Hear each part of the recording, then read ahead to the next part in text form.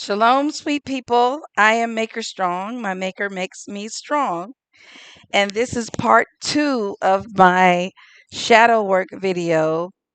And I stopped at the part where I was talking about 18 to 22 early adult relationships.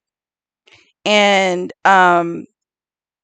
so, just to kind of recap, um, what I talked about on the last video was the fact that when you are working on childhood trauma, you are doing some deep diving into the healing that needs to take place that happened because of parents, other children, some other adults in your life, or maybe even your siblings or other family members that might have caused some type of traumatic experience that you are holding on to in your adult life. And so, um, pulling those things out of the dark places in your mind is difficult, right? And even being able to acknowledge that some of those things that happen to you, you are living out, you know what I mean? Like in a negative way in your relationships with other people. And it could be your fault.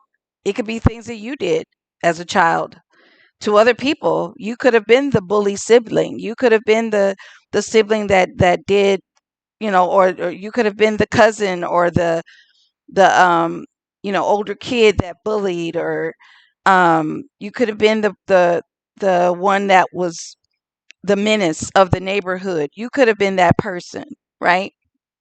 But what I'm saying is that as you look, hold on, I want this thing to be, hang on.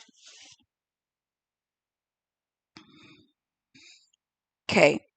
So my point is that we start off healing trauma from our childhood.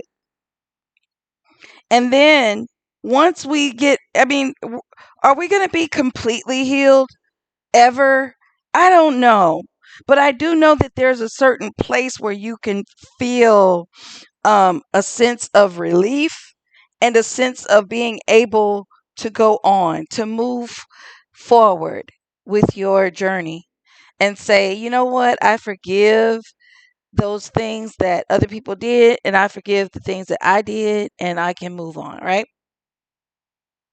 And so then you get to this place where the early adult, the new adult that you became, you made a lot of mistakes in this time period, 18 to 22 in your life. You made a lot of mistakes. And if you say you didn't, you're a liar. You're a freaking liar. And I don't want to talk to you. Because we all did. We were all, when we became official adults, we made a lot of official adult decisions. Like, we were at that place where, like, well, I don't want my parents to help me fill out a credit card application. I can get this credit card. And now I'm 48, 49, 50 years old, and I'm still paying for a credit card that I had when I was 18 years old because I didn't know what the heck I was doing, right? Um, Military. Remember, I was talking to you guys about in the military, they kind of condition your mind to say, shoot to kill, drive on. And that means to devalue human life. And in order to get you to devalue human life, they had to brainwash you. And a lot of people in the military will say they weren't brainwashed, but they're brainwashed to say that they weren't brainwashed. Because you do have to kind of keep making a person say things to themselves over and over to get them to kind of accept that whatever they're going to do. And that happens when you do a lot of self-talk too. Because if you're always telling yourself, a bunch of negative things about yourself, that's going to be the image that other people have of you and that you have of you because you've talked yourself into it. But if you say a lot of positive things about yourself, if you claim your healing, if you work on your healing, and you are definitely trying to be a better version of you, and live in your highest capability, your highest possibility, then you're going to start doing it because you're talking yourself into it. But you have to acknowledge things. Sorry. You have to acknowledge it first, right?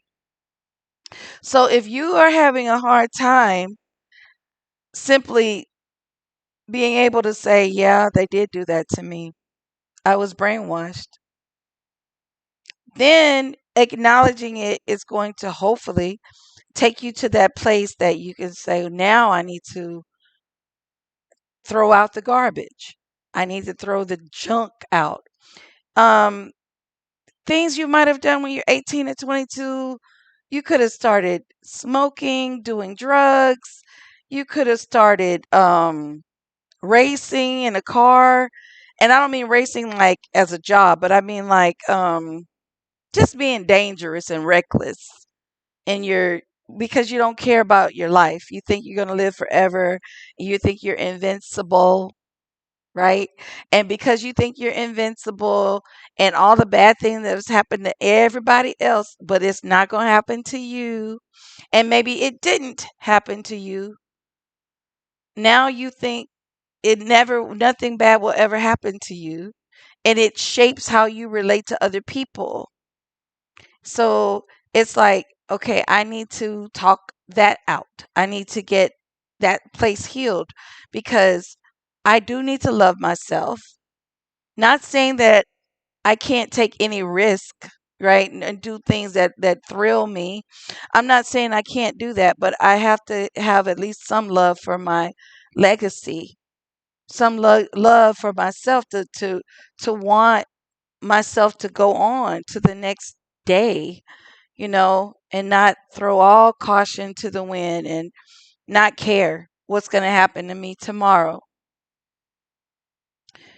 or not care about the people around me who love me, right?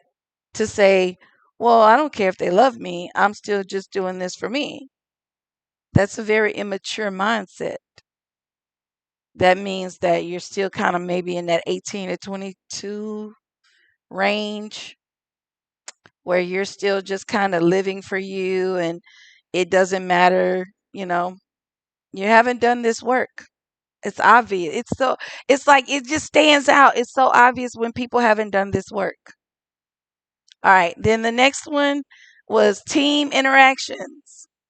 Now that is it is a different type of situation, right? Because in teams, sometimes you didn't play sports, or maybe you did.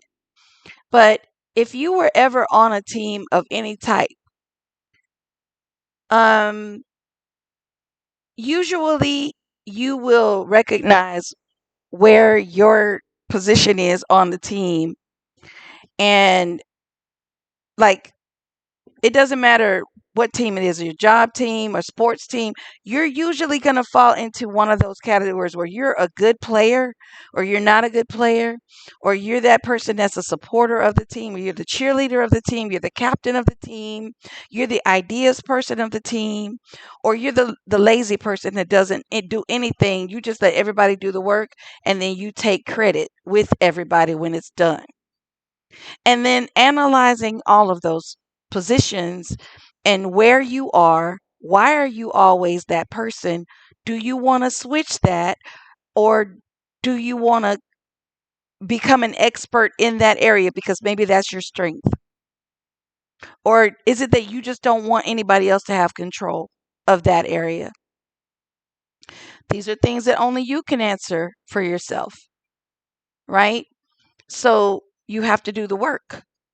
And when you recognize who you are on a team, That's when you can decide and say to yourself, then what do I add in a team environment, because a family is a team. A family is a team. And if you're not ready to be a family, you don't need to be having sex.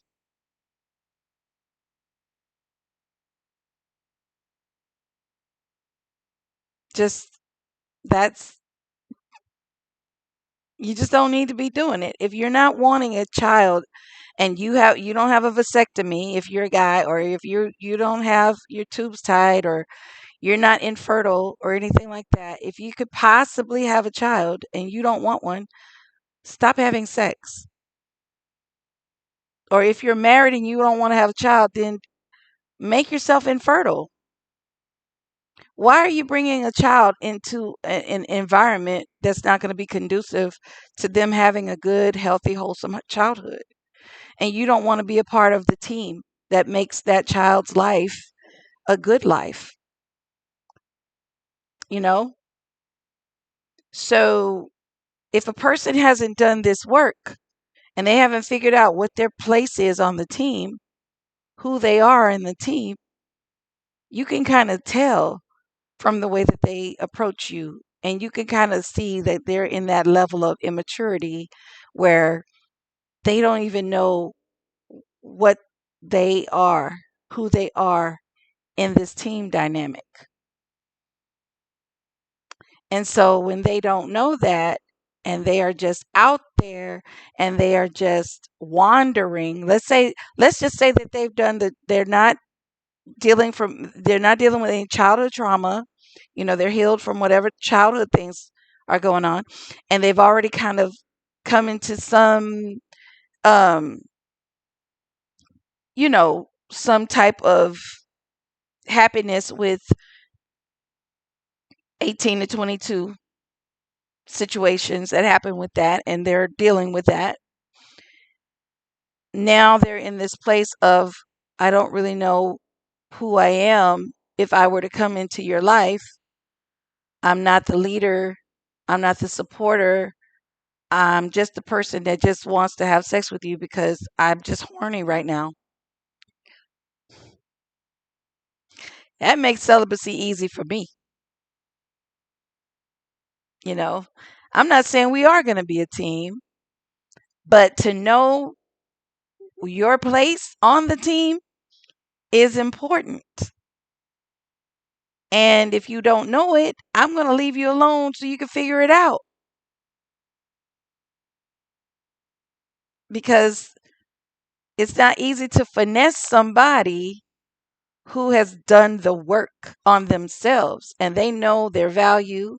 They know the pain, the tears they cried, and they knew it was hard to be that little seed that burst out and started shooting toward the sun. That's why I don't say fall in love anymore. I don't say fall in love, because nobody wants to fall into something, not even love. We need to ascend to love. We need to grow in it and let it keep bringing us higher. If I'm falling, I'm off balance. Nobody wants to be off balance. Nobody wants to fall. Every time I've fallen in my life, I've hurt myself. I've either hurt my foot. I just had a recent fall from the last stair on the thing. I don't know why I fell over air. I fell over air and hurt my foot. Every time I've fallen, I've hurt myself. But every time I've elevated myself and I've ascended, it's been glorious. And that's what I want for you guys. And when you start doing this shadow work and you start healing from all this stuff that's happened in your life, it's going to be easy to recognize when you have a counterpart that has also done this work. And you are both going to be able to continue the healing process with each other, because you're going to know what part of the team you play. You're going to know that whatever childhood trauma is not going to ruin your relationship with them and between you and them. And you will know that whatever happened as 18 to 22, whatever, that they are in the process of making good on whatever commitments and whatever things. That's not going to hinder your relationship with them either. And it's going to be beautiful, guys. Just got to do that shadow work. But anyway, that's what makes celibacy easy. Shalom.